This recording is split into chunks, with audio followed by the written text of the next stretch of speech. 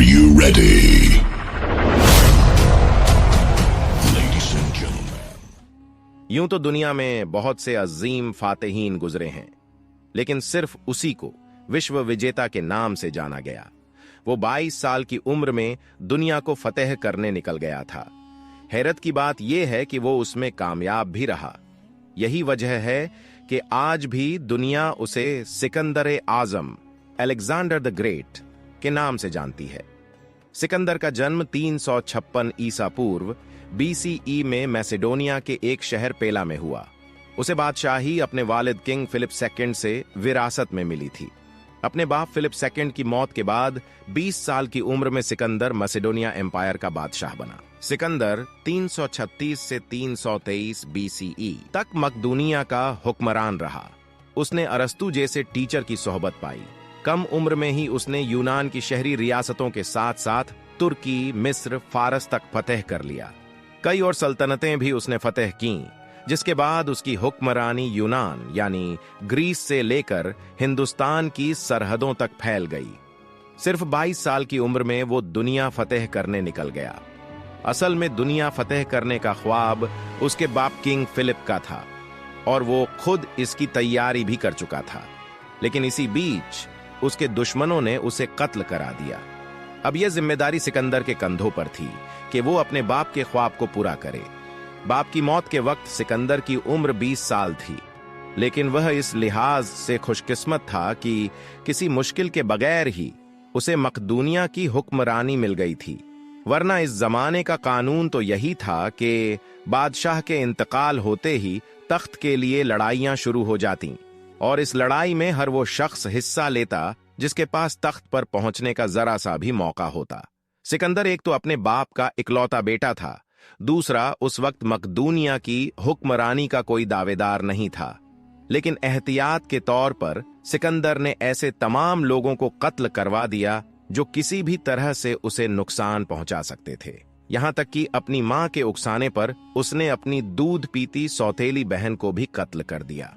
सिकंदर की एक खुशकिस्मती यह भी थी कि उसे अरस्तु जैसा उस्ताद मिला था, जो अपने जमाने का काबिल और ज़हीन तरीन इंसान समझा जाता था। इसके अलावा उसके बाप किंग फिलिप ने अपने बेटे की जिस्मानी तरबियत पर भी बहुत तवज्जो दी और उसके लिए उसे शाही महल से दूर ट्रेनिंग के लिए भेज दिया, ताकि ऐशो इशरत की जिंदगी से वो सुस्त न हो जाए। यहां तक कि सिकंदर ने जिस्मानी एक्सरसाइजेज भी सीखीं, घुड़सवारी, नेजा और तलवारबाजी में भी महारत हासिल की। साथ ही साथ अरस्तु उसकी जहानी तरबियत करता रहा।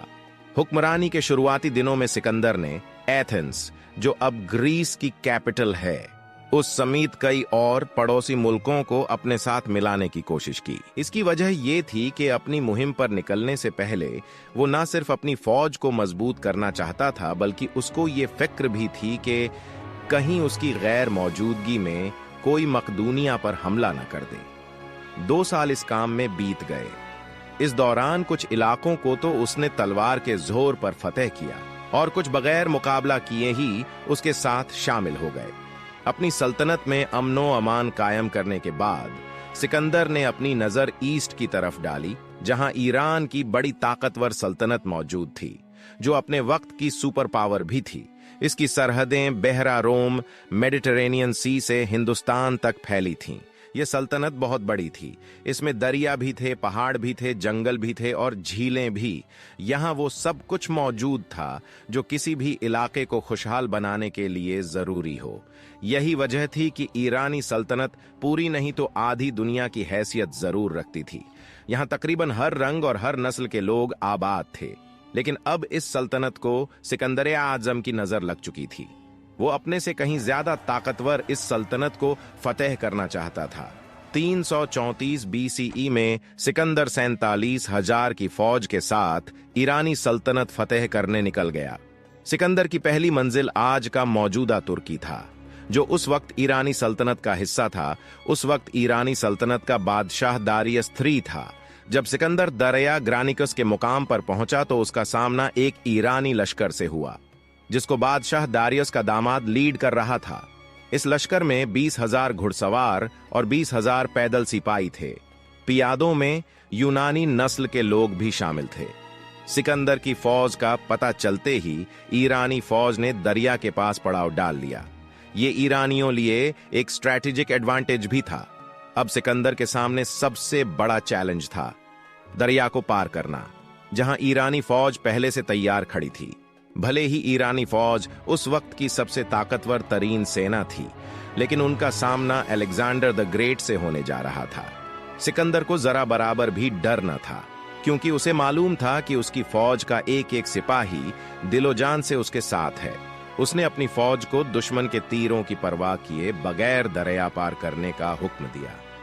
बस एक बार दूसरे किनारे पर पहुंच जाएं तो दुश्मन की फौज पर काबू पाना मुश्किल न होगा। सिकंदर को अच्छी तरह मालूम था कि एशियाई लोग जहां घुड़सवारी में माहिर हैं, वहीं पैदल लड़ाई में खासे कमजोर हैं।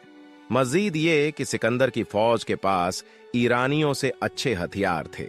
उसकी फौज सर से पांव तक पूरी तरह से कवर्ड थी और उनके नेजे काफी लंबे और हल्के थे। बहरहाल सिकंदर और उसकी फौज तीरों की परवाह किए बगैर आगे बढ़ती है। स्टार्टिंग में तो सिकंदर की फौज की रफ्तार कम थी, लेकिन जैसे ही वो दरिया के करीब पहुंचा तो उसने रफ्तार तेज कर दी और देखते ही देखते उसने दरिया भी पार कर लिया। अब सिकंदर और उसकी फौज ईरानी फौज के सामने खड़ी थी। घमसान की जंग शुरू हो चुकी थी। ऊंचाई पर होने की वजह से शुरू में तो ईरानियों का पलड़ा भारी रहा, लेकिन जल्द ही बाजी पलट गई। मकदूनी फौज ने जब खुद अपने सिपाह सालार सिकंदर को दुश्मन की सफों में घुसते देखा तो उनके हौसले और भी बुलंद हो गए। उन्होंने ईरानियों पर हमले करना शुरू कर दिए। सिकंदर चमकदार झिरा पहने और सर पर मकदूनवी कलगी सजाए शान से आगे बढ़ा और सीधा उस मुकाम पर पहुंच गया जहां ईरानी सिपह सालार मौजूद थे। वो इस कदर बहादुरी से लड़ रहा था कि एक के बाद एक ईरानी सिपह सालारों की लाशें जमीन पर गिर रही थीं। सिकंदर के बाजुओं की कुव्वत का अंदाजा इस बात से लगाया जा सकता है कि लड़ते लड़ते उसके नेजे कई बार टुकड़े टुकड़े हो गए। इस जंग में सिकंदर को शानदार जीत मिली और ईरानी बादशाह का दामाद भी मारा गया। इस जंग को हिस्ट्री में बैटल ऑफ ग्रानिकस के नाम से जाना जाता है। इस जंग का नतीजा यह हुआ कि यह सारा इलाका सिकंदर के अंडर में आ गया। अब जाहिर है ईरानी शहंशाह दारियस चुप रहने वाला नहीं था। वो जंग का फैसला कर चुका था। वहीं सिकंदर लगातार आगे बढ़ रहा था और सीरिया तक आ पहुंचा था, यानी अब एक और जंग होने जा रही थी और इस लड़ाई में खुद ईरानी शहंशाह दारियस आ रहा था। इस जंग का मैदान सीरिया के एक शहर इसुस में सजा। ईरानी शहंशाह सिकंदर से कहीं गुना फौज लेकर आया था। शहंशाह दारियस लाखों की फौज लेकर सिकंदर के सामने खड़ा था, लेकिन यहां भी हिम्मत हारने की बजाय सिकंदर ने आला जंगी हिकमत अमली अपनाई। तारीख गवाह है, जब सिकंदर दारियस पर हमलावर हुआ तो जंग का नक्शा कुछ ही पल में बदल दिया। एक बार फिर ईरानी जनरल मैदान छोड़कर भाग गए। खुद ईरानी शहंशाह दारियस भी जंग का मैदान छोड़कर भाग गया।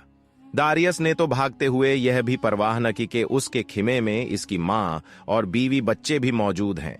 इस जंग में भी ईरानियों का बहुत नुकसान हुआ, जबकि सिकंदर की फौज का नुकसान बहुत कम था। सिकंदर ने दुश्मन की एक बहुत बड़ी तादाद को कैदी बना लिया था, लेकिन दारियस के बीवी बच्चों के साथ उसने बहुत अच्छा सुलूक करा। उनको किसी तरह की कोई तकलीफ न पहुंचाई और उनको यकीन भी दिलाया कि दारियस जिंदा है। सिकंदर एक बार फिर जंग जीत चुका था। इस जंग को तारीख में बैटल ऑफ इसुस के नाम से जाना जाता है। इसके बाद सिकंदर लगातार आगे बढ़ता रहा। जो सिकंदर के सामने सर झुका लेता उसको अमन दे दिया जाता और जो कोई मुखालिफत करता उनका कत्लेआम कर दिया जाता। ईरानी सल्तनत को सिकंदर की नजर लग चुकी थी और वो एक के बाद एक ईरानी इलाके फतह किए जा रहा था, यहां तक कि वो फिलिस्तीन के शहर गजा तक पहुंच गया था। अब उसका अगला हदफ मिस्र यानी इजिप्ट था। कुछ ही दिन बाद सिकंदर मिस्र में दाखिल हुआ। यहां के हुक्मरानों ने बगैर किसी जंग के हथियार डाल दिए और सिकंदर की बादशाहत कबूल कर ली। मिस्र के लोग ईरानी सल्तनत के जुल्म से बहुत परेशान थे। यही वजह थी कि उन्होंने सिकंदर की बादशाहत को आसानी से कबूल कर लिया। जब सिकंदर मिस्र में दाखिल हो रहा था तब मिस्र के लोग उस पर फूल बरसा रहे थे। उसने मिस्र में एक शहर भी तामीर करवाया जो आज भी कायम है। इस शहर को अलेक्जेंड्रिया के नाम से जाना जाता है।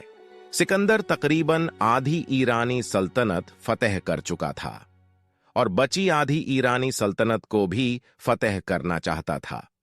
इसके अलावा सिकंदर और राजा पोरस की जंग में किसको जीत मिली, ये सब जानेंगे सिकंदर-ए-आज़म पार्ट 2 में।